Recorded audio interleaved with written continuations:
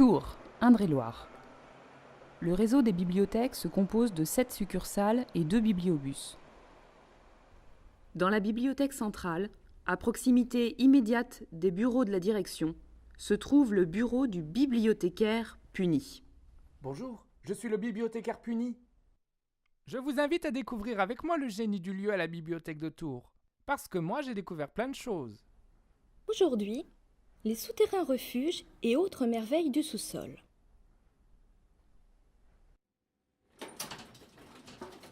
Le souterrain refuge n'est pas une spécialité tourangelle, mais on en trouve de nombreux exemples dans la région où la pierre est tendre et facile à creuser.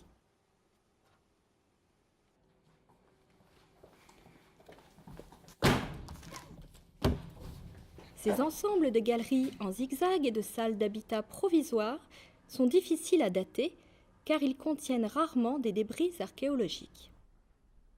On estime que la plupart d'entre eux remontent au Haut Moyen-Âge et à l'époque médiévale.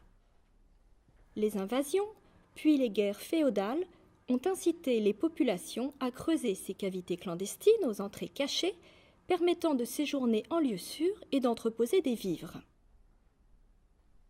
L'un des plus impressionnants souterrains refuges d'Indre-et-Loire est celui du château de la Roche-Clermont, près de Chinon. L'une de ces salles recèle un étonnant trésor. Une gravure d'homme aux bras levés, portant dans ses mains des objets non identifiés. Il garde encore aujourd'hui tout son mystère. Souvent, la vocation originale de ces souterrains s'est perdue. Ils ont été reconvertis en champignonnières ou en caves. De nombreux autres souterrains sont pleins d'intérêt. Celui du château d'Ussé, près de Villandry, celui de la Fresnaye, à Mont, celui du château de Loches ou celui de la ville Follette, à Luynes. Vous visitez actuellement le souterrain de la bibliothèque centrale.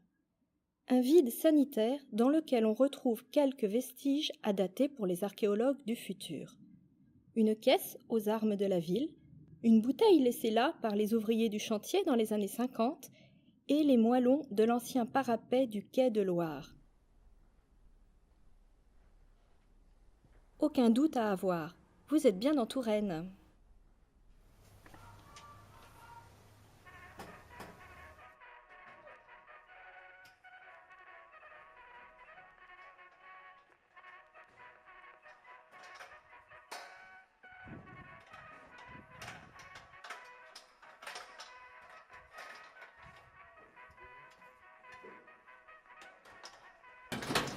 À bientôt pour une nouvelle chronique du bibliothécaire puni.